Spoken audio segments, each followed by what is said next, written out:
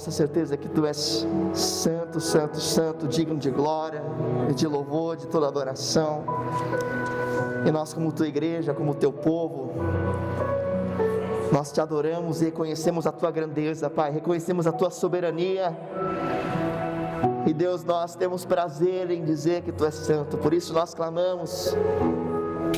Coloque em nós, restaure em nós este prazer, traz sobre nós a alegria de declarar que Tu és santo, de declarar que Tu és digno de glória, de exaltar o Teu nome. Porque Deus, esse é o chamado dos remidos, é o chamado dos salvos, é o que faremos na eternidade, é declarar que Tu é a glória, o louvor, que Tu és santo, santo, santo, que Tu és o Deus Todo-Poderoso, e não há outra razão para nos reunirmos aqui, se não for para Te adorar, se não for para nos prostrarmos aos Teus pés, se não for para reconhecer a Tua glória. A gente não está num clube social, a gente não está reunido por nós mesmos, a gente está aqui para Te adorar, ó Deus, para declarar a Tua glória, Senhor. Nós somos Teus filhos, Teus servos, Teus ministros, Teus adoradores. Nós existimos para a glória do Senhor. Bendito será Teu nome para sempre, Jesus.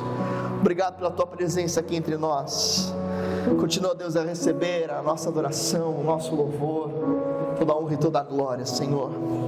Aleluia. Deus é digno de glória, amém? Diga aí amém.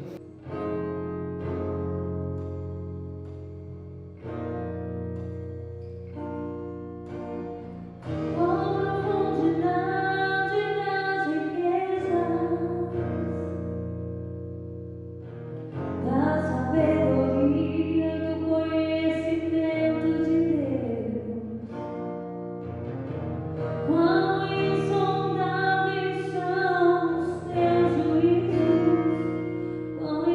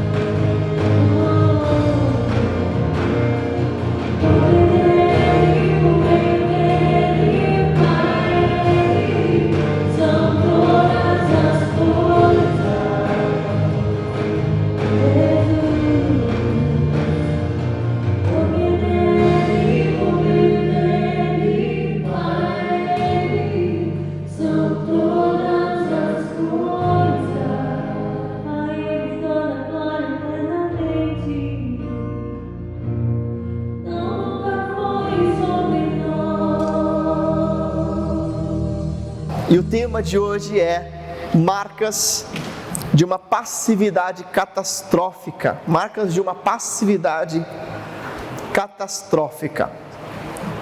E eu fiquei muito impactado com a história de José, eu acredito que você também. E o fato de eu ter ficado tão impactado com a história de José me inspirou a prosseguir nesses estudos, nessa reflexão. Porque quando a gente lê a história desse homem, como ele lidou com as mágoas, como ele lidou com a frustração, com o abandono, com a traição, a forma como ele perdoou, a forma como ele abençoou os seus irmãos, tudo isso faz a gente pensar o seguinte, não sei se você teve essa reação, mas eu tive. A reação que eu tive quando eu li tudo que José fez foi a seguinte: esse homem é bom demais para ser verdade, né? Essa pessoa, como é que essa pessoa consegue agir assim? Como é que essa pessoa consegue perdoar desse jeito e não só se livrar da mágoa, mas abençoar essas pessoas que fizeram tão mal? E às vezes ele é tão bom e que parece distante demais da nossa realidade. Você fala assim: essa pessoa é um santo, eu não sou desse jeito, isso está muito distante da minha realidade como pessoa. Quando é que eu vou fazer algo parecido com isso?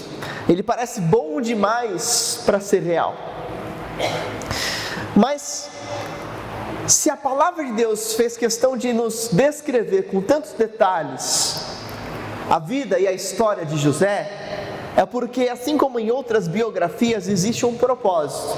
E Deus quer nos ensinar algo. E Deus está nos ensinando verdades e princípios profundos a partir dessa biografia. E a verdade de Deus para nós é que, se nós analisarmos, estudarmos com atenção, com detalhe, com carinho, tudo que aconteceu na vida de José, na história de José, isso vai produzir em nós um grande crescimento espiritual e um grande aprendizado. E veja, a história da vida de José não começa com José. A história da vida de José começa com seu pai, com Jacó, e com a história da sua família, dos seus familiares, do seu contexto familiar. Não dá para ignorarmos o nosso contexto familiar na hora de compreendermos quem somos. Não dá para ignorar o contexto familiar de alguém na hora de você compreender as justificativas, as legitimações e as atitudes desse alguém, as escolhas desse alguém. De uma forma ou outra, você é fruto do seu contexto, do lugar onde você nasceu, dos pais que você teve, dos irmãos que você teve, das tragédias e das bênçãos que você vivenciou dentro do seu contexto familiar e do seu seio familiar. E não foi diferente na vida de José. E quando a gente analisa a família de José, e quando a gente analisa a história do pai de José, Jacó, nós vemos que algumas atitudes desses familiares, do seu pai, dos seus irmãos, foram fundamentais para formar o caráter deste homem, para fazer com que José reagisse como reagiu, ou agisse como agiu. E uma das principais lições que nós aprendemos analisando a família de José, analisando Jacó e os seus 11 irmãos, uma das principais lições que nós temos a princípio é o quão terrível se torna a passividade e a omissão. A postura de omissão e de passividade, ela gera favoritismos, e José era o filho favorito. A postura de omissão e de passividade fomenta o ódio.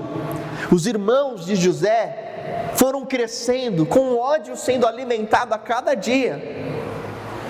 A postura de passividade e de omissão dentro de uma família ocasiona tragédias em longo prazo. E quando nós paramos para avaliar, para refletir acerca de toda a postura de Jacó e dos seus irmãos e como isso interferiu na personalidade e também na integridade de José, nós retiramos aqui algumas lições importantíssimas para as nossas vidas. A começar aqui pelo texto de Gênesis, capítulo 37, verso 2 e 4, nós lemos o seguinte, Gênesis capítulo 37, verso 2 e 4. Esta é a história da família de Jacó. Quando José tinha 17 anos, pastoreava os rebanhos com seus irmãos, ajudava os filhos de Bila e os filhos de Zilpa, mulheres de seu pai, e contava ao pai a má fama deles.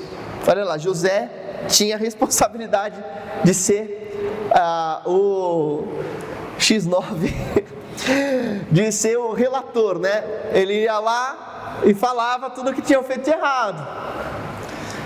Verso 3: Israel gostava mais de José do que de qualquer outro filho. Mas não era um favoritismo velado, era um favoritismo explícito. Jacó fazia questão de deixar claro que ele gostava mais de José do que dos outros, porque ele havia nascido na sua velhice, e por isso mandou fazer para ele uma túnica longa. E quando seus irmãos viram que o pai gostava mais dele do que de qualquer outro filho, odiaram-no e não conseguiam falar com ele amigavelmente. Então a gente vê aqui o cenário da tragédia. O cenário da tragédia tem aqui favoritismo e tem passividade por parte de Jacó, que estava observando tudo aquilo e ele mesmo estava criando tudo aquilo e não fez absolutamente nada. Então nós vemos aqui as marcas da omissão, que são favoritismo, fomento do ódio e a tragédia. E para entendermos como essas marcas são profundas e como elas podem ser impedidas de acontecer nas nossas vidas, nós temos algumas perguntas-chave aqui para trilharmos nesse estudo do contexto de José. E a primeira pergunta-chave que devemos fazer é: como é que o favoritismo nasce? Essa é a primeira marca, favoritismo. Favoritismo. Qual é a importância disso e qual é a consequência disso? Bom, lemos aqui na história de José, que José era o filho mais novo de todos os seus irmãos naquela ocasião, e ele não apenas era o filho mais novo, ele era o filho da velhice de Jacó. O que significa isso? Que Jacó teve José mais velho. Você já conheceu um homem que teve um primeiro casamento, teve filhos, aí depois teve um segundo casamento, esses filhos já eram grandes, e aí teve outros filhos pequenos. E normalmente quando isso acontece, se você conhece alguém assim, você vai reparar que a atitude desse pai com o filho que nasce depois é muito diferente da atitude dos filhos mais velhos do primeiro casamento. Então, homens que têm filhos depois dos 50 anos com outras mulheres costumam tratar esse filho muito diferente. Você percebe que ele quer remir o tempo, esse homem, esse pai. De alguma forma ele quer fazer com aquele filho o que ele nunca fez com os outros filhos mais velhos. E aí gera toda uma situação natural de ciúme, porque esse homem mais velho, e os homens demoram mais para amadurecer, esse homem mais velho agora, depois dos 50, ele começa a pensar na vida. Que o cara não pensa na vida, viu? O homem não para pensar, ele vai vivendo. Aí quando ele chega nos 50, ele fica em crise. Que ele começa a pensar: peraí, o que eu fiz da minha vida? O que eu sou? Onde eu investi meu tempo? O que eu vou deixar? Ele começa a refletir. E aí quando ele chega a refletir, ele fala assim: não, o homem chega na seguinte conclusão: eu perdi tempo demais com outras coisas, eu tenho que investir meu tempo na minha família e nos meus filhos. E aí o que ele faz? Ele tenta compensar o tempo perdido, só que daí os filhos ou são mais velhos, já não querem mais ficar com ele, ou se ele tem um filhinho novinho, ele vira o super pai daquele filhinho, faz tudo o que ele nunca fez. Conhece alguém assim? Sim. E é isso que aconteceu com Jacó. Ele fez exatamente isso com José. José era o filhinho mais novo e Jacó queria remir o tempo, queria aproveitar, queria fazer tudo que não tinha feito com os outros filhos. Esse é meu filhinho, vou ficar com ele. Agora tem uma outra coisa: José era filho da mulher que ele amava. Jacó tinha 4 mulheres. E aí uma dessas 4 era a mulher que ele mais amava, que era Raquel. E a Raquel não conseguia ter filho, José nasceu por um milagre, então ele era fruto de um milagre, era fruto da mulher que ele mais amava, e era alguém que tinha nascido depois, já na velhice dele. Jacó tem uma biografia, se você estuda a história de Jacó, o nome Jacó significa enganador, ou usurpador, porque a história de Jacó, ela é permeada de espertezas e engano. Jacó engana o seu pai, Isaac, fingindo que era Esaú. Jacó engana Esaú. Jacó engana Labão, o sogro dele. Jacó passa a vida dele enganando todo mundo, ele é um espertão.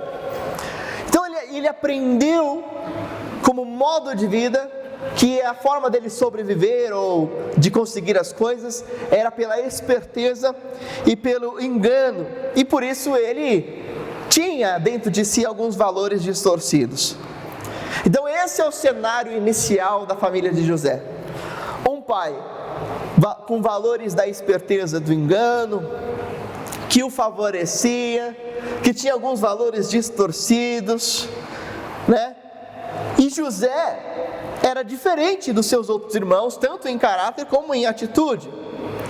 Nós vemos aqui no capítulo 37, verso 3, que Jacó faz para José uma túnica de mangas compridas, uma túnica talar, né?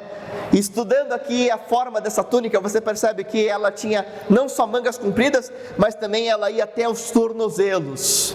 Significava que era uma roupa de festa, não era uma roupa de trabalho.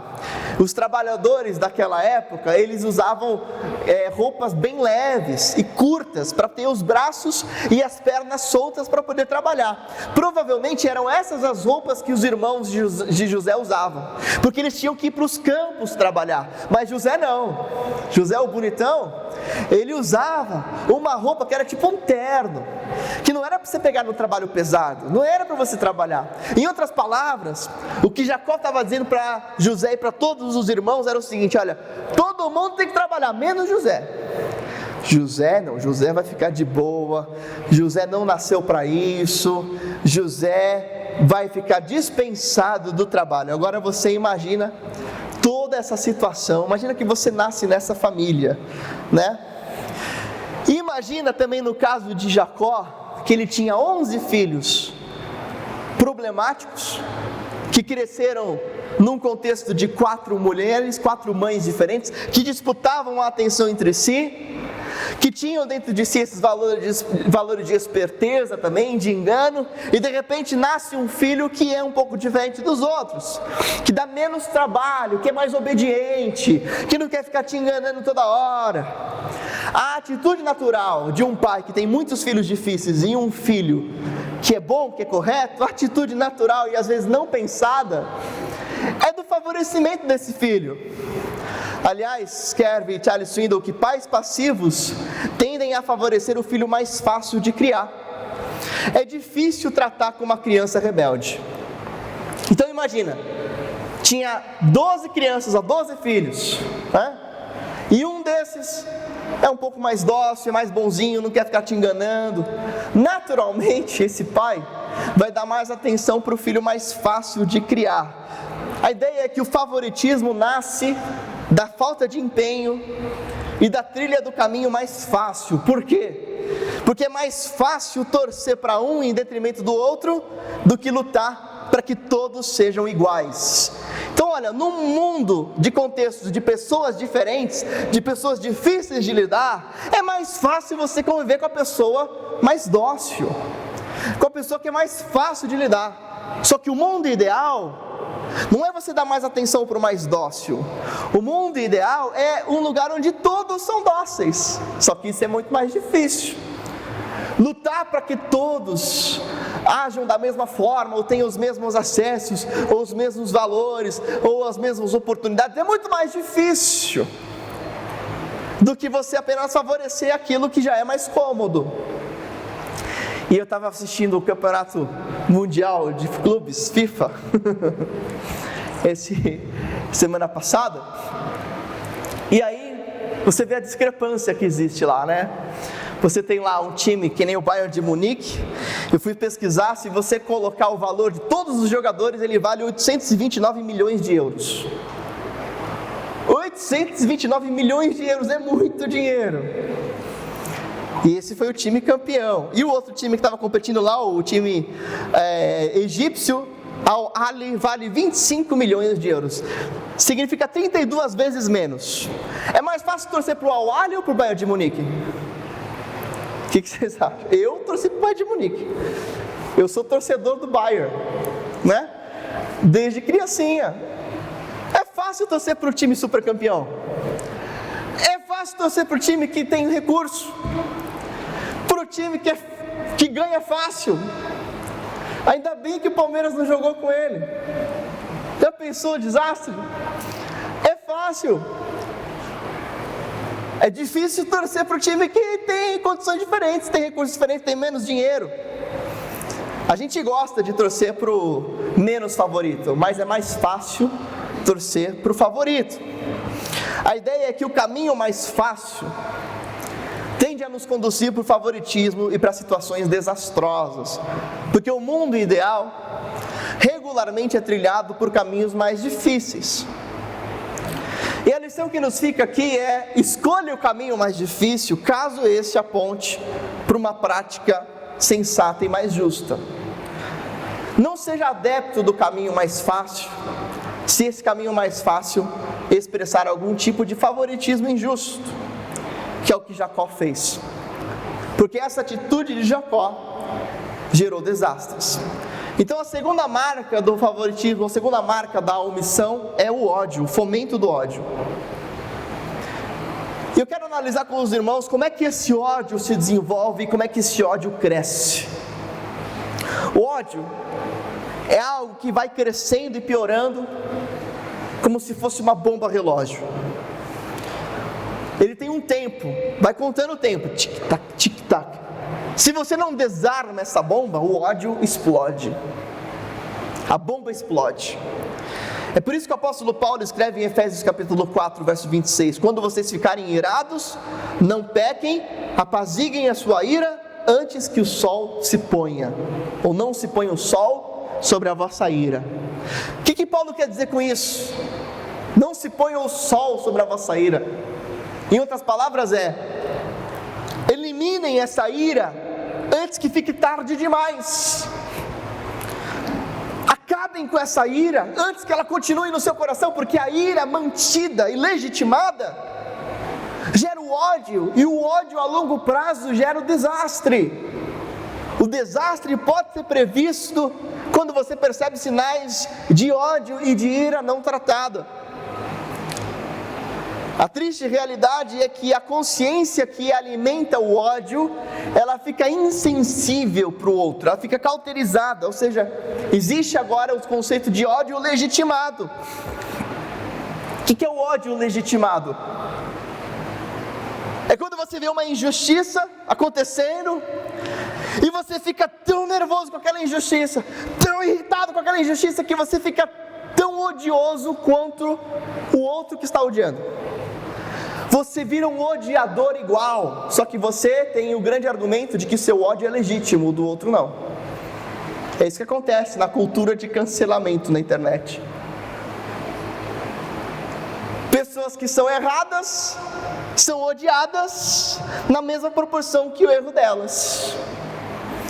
E aí tanto a vítima como o agressor se tornam odiosos, com a diferença de que a vítima acaba tendo um ódio legitimado. E o problema do ódio legitimado, que é o ódio que você considera legítimo, é que você fica cego. O problema do ódio legitimado é que você não consegue mais enxergar que você está errado. E você parte com tudo, porque afinal de contas você tem razão para estar irado e para o seu ódio. No caso de José, a gente vê como esse ódio foi crescendo, e foi fomentado e foi sendo legitimado. José ia para os campos e não precisava trabalhar, ficava só olhando o trabalho dos outros.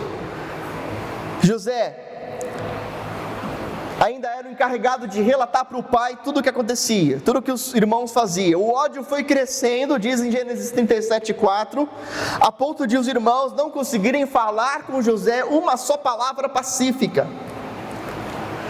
A casa de Jacó se tornou um ambiente de ódio, com um histórico de mentiras, engano e espertezas, e a pressão dentro daquela casa era tamanha, que era como um barril de pólvora, prestes a explodir. E para piorar, tem todo esse cenário, e aí vem José, e tem um sonho em que os seus irmãos iam se prostrar diante dele. E o que José fala? Olha o fomento do ódio. Todo mundo odiando, todo mundo falando: esse menino, eu não suporto mais esse menino é folgado, esse menino é explorador, olha a injustiça que o nosso pai está fazendo, todo mundo tem que trabalhar, só ele que não, ele fica relatando tudo que a gente faz. Aí vem José, tem um sonho, e fala assim: olha, meus irmãos, deixa eu contar um sonho que eu tive aqui.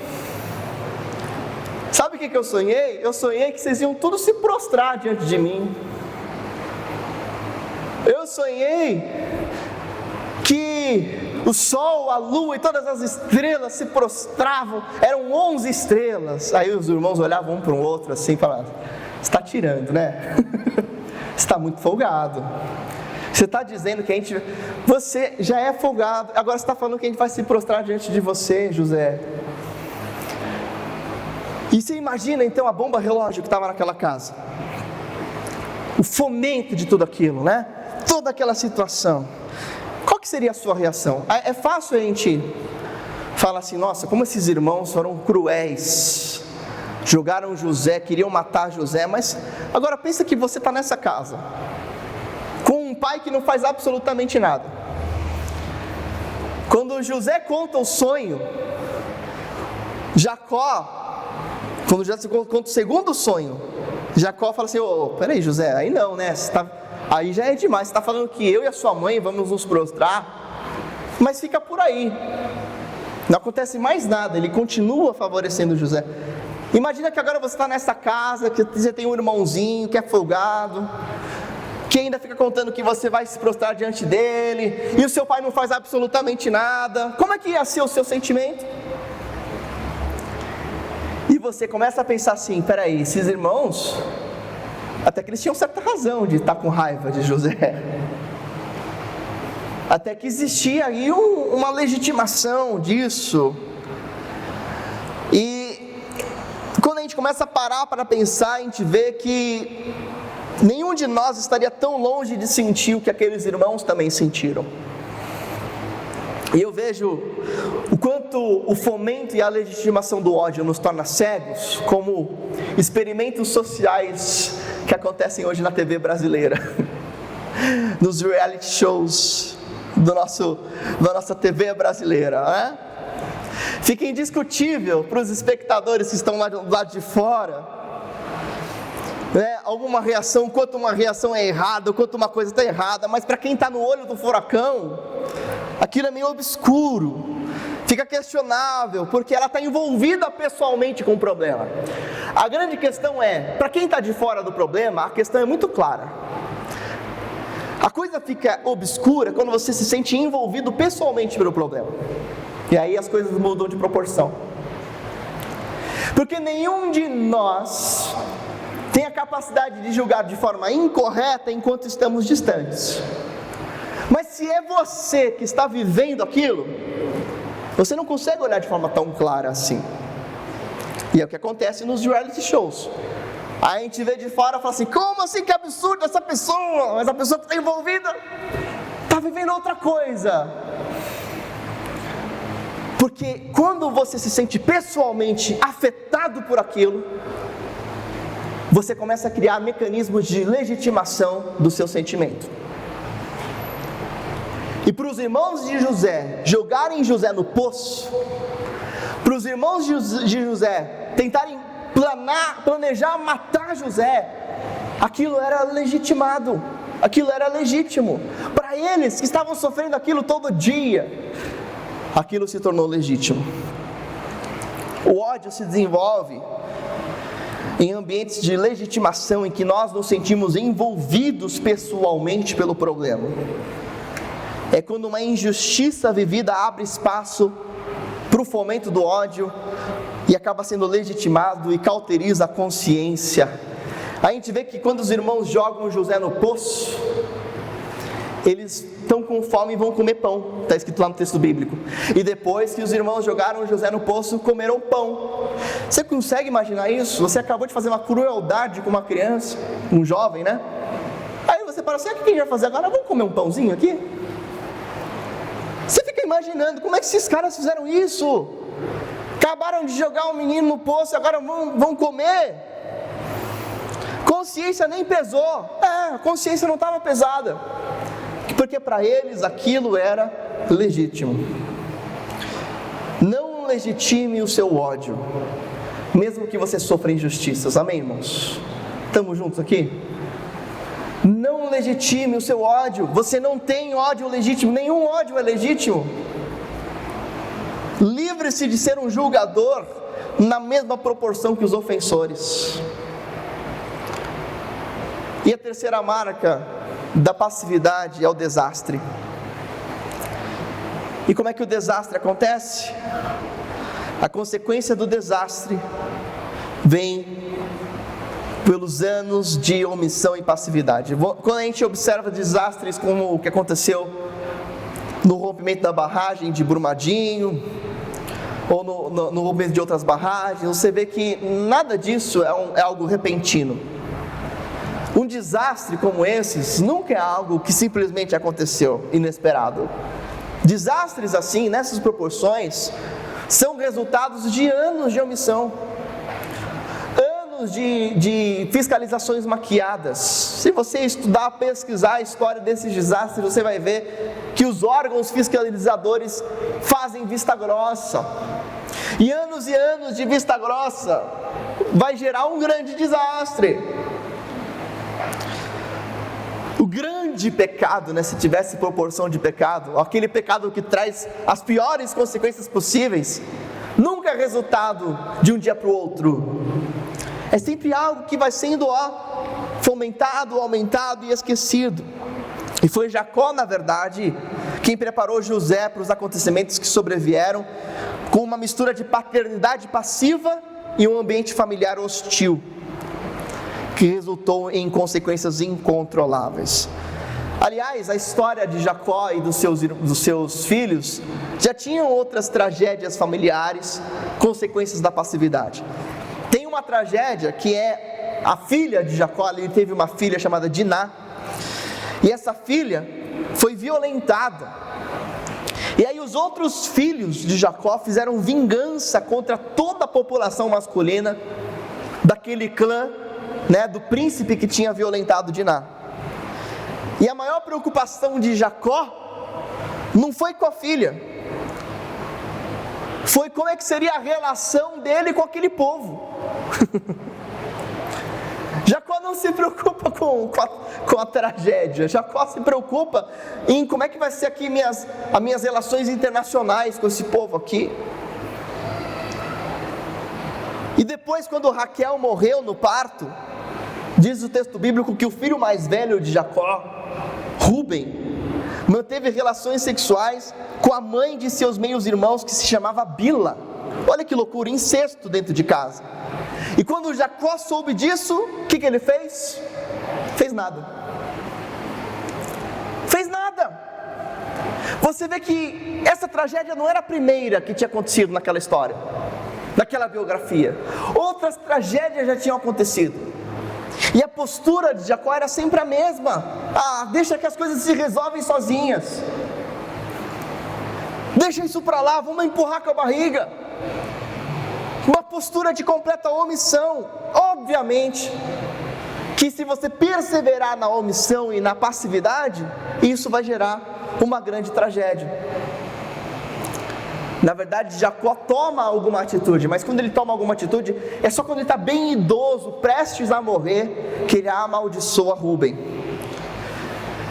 Só que quando você toma uma atitude muito depois de quando você deveria ter tomado, normalmente você vai pesar a mão, porque aquela atitude não vai ser atitude sensata, vai ser atitude cheia de uma repulsa, de um ódio que foi crescendo.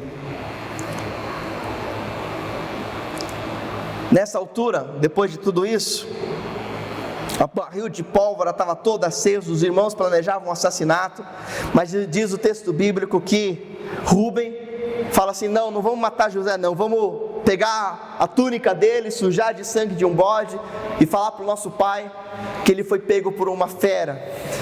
E olha que curioso, Jacó, que era conhecido por ser enganador, Jacó, que tinha uma biografia de enganos, de esperteza, o enganador agora é enganado pelos seus filhos, porque os seus filhos tramam para enganar o pai. Sabe o que significa isso? Padrões de comportamento pecaminosos sendo repetidos na família. Os irmãos estão comigo aqui? Jacó tinha um padrão de comportamento, que era a passividade e se livrar dos problemas pelo engano e pela esperteza. Como é que seus filhos aprenderam a lidar com o problema? Com o engano, com a esperteza e com a passividade. Os meios neopentecostais vão chamar isso de maldição hereditária. Isso não tem nada a ver com maldição hereditária. Isso é um padrão de comportamento familiar que é aprendido de uma forma muito natural pela observação dos filhos. Os filhos veem o pai fazendo e agindo e resolvendo os problemas assim. Por mais que o pai fale assim: não faça isso, olha, você tem que fazer o que é certo. Mas se o filho vê o pai fazendo o que é errado, crianças veem, crianças fazem. Os filhos aprenderam que a forma de lidar com os problemas é enganando os outros. Infelizmente, nós temos a tendência de replicar os erros comportamentais dos pais. Se a gente parar para pensar, o próprio Jacó foi também vítima do favoritismo de Raquel, da sua mãe. Lembra que Isaac tinha também uma esposa, e aí tinha Jacó e Esaú como filhos, e a mãe de Jacó favorecia Jacó, enquanto Isaac favorecia Esaú. Você já tinha uma família, e Jacó já tinha crescido numa família em que o favoritismo era algo comum. Para ele, favorecer um filho não era algo tão estranho, porque ele mesmo tinha vivido isso. Padrões de comportamento familiares sendo repetidos.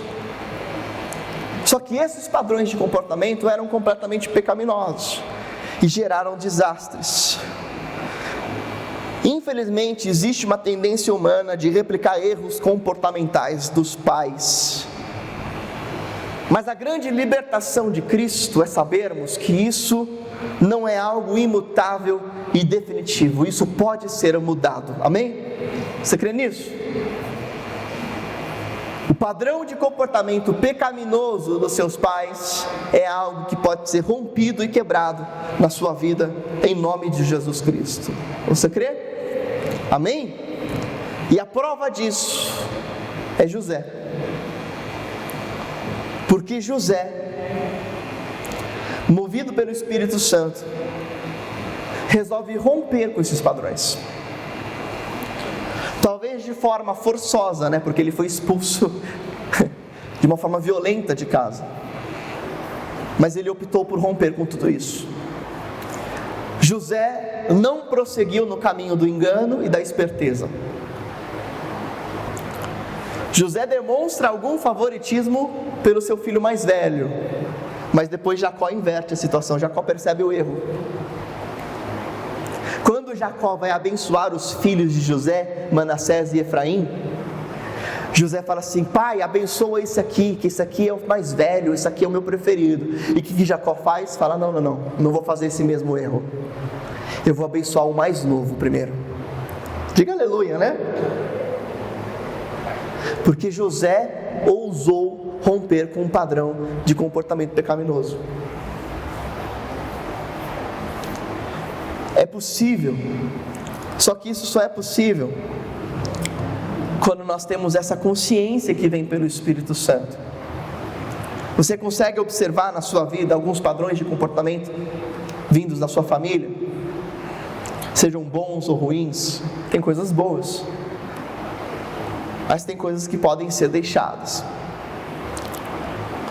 Podemos dar início a novos comportamentos quando você identifica as falhas e no poder de Cristo vive como uma nova criação. Foi isso que José optou por viver. Quando pais são passivos, disciplinam na hora errada. Mas quando pais são proativos e quando filhos são proativos, não permitem que a passividade gere desastres. Perceber o quanto antes aquilo que não é o ideal e agir proativamente para que haja algo diferente, evita desastres e evita que erros sejam repetidos.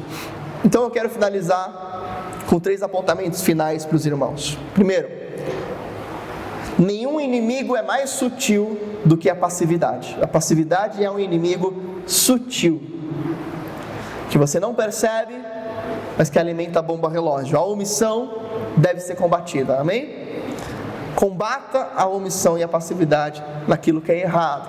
Segunda coisa, no mundo que caminha a passos largos para o desastre, então a gente vê as tragédias aumentando cada vez mais no âmbito familiar. Suicídios, divórcios, violência doméstica, vícios.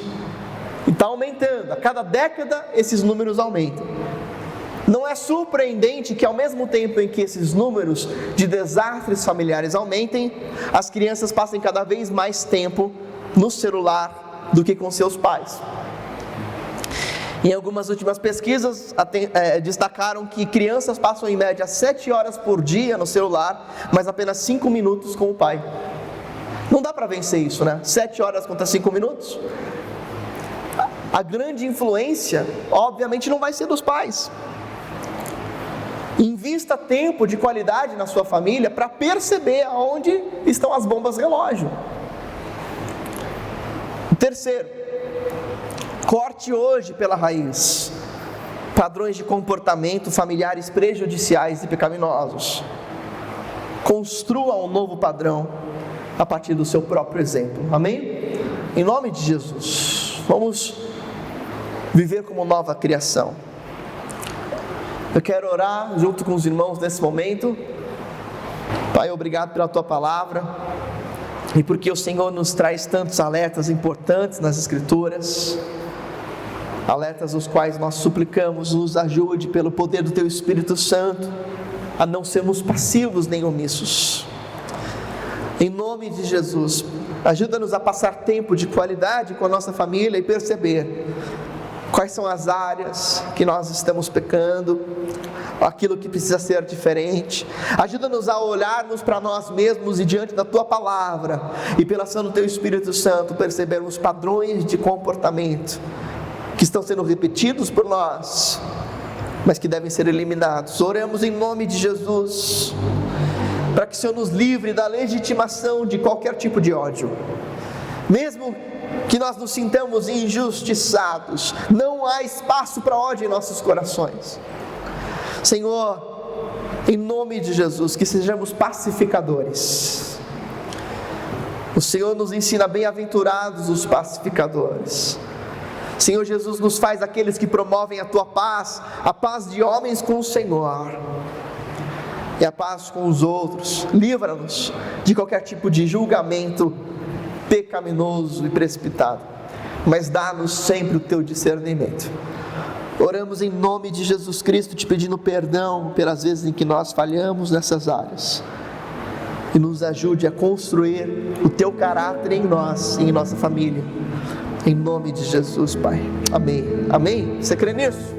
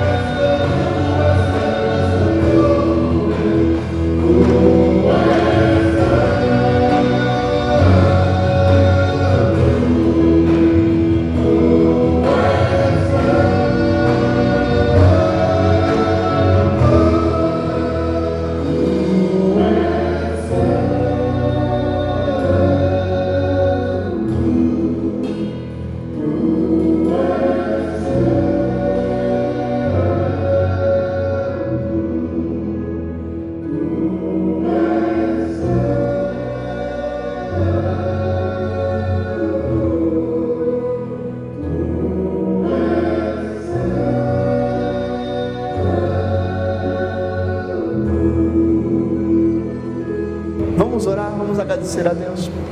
Pai, obrigado pela Tua presença e porque o Senhor é aquele que pega em nossas mãos e que nos ajuda, e que nós possamos aos Teus pés e segurando nas Tuas mãos prosseguir nos Teus caminhos, e que a graça do Senhor Jesus, o amor de Deus o Pai e a comunhão com o Espírito Santo sejam com todos nós e com todo o povo de Deus espalhado pela terra agora e para todos sempre. Que o Senhor te abençoe e guarde, que o Senhor sobre ti levante o rosto, tenha misericórdia de ti, que o Senhor faça resplandecer o rosto sobre ti e te conceda a paz, em nome de Jesus. Amém, amém e amém. Deus abençoe a todos os irmãos na paz do Senhor.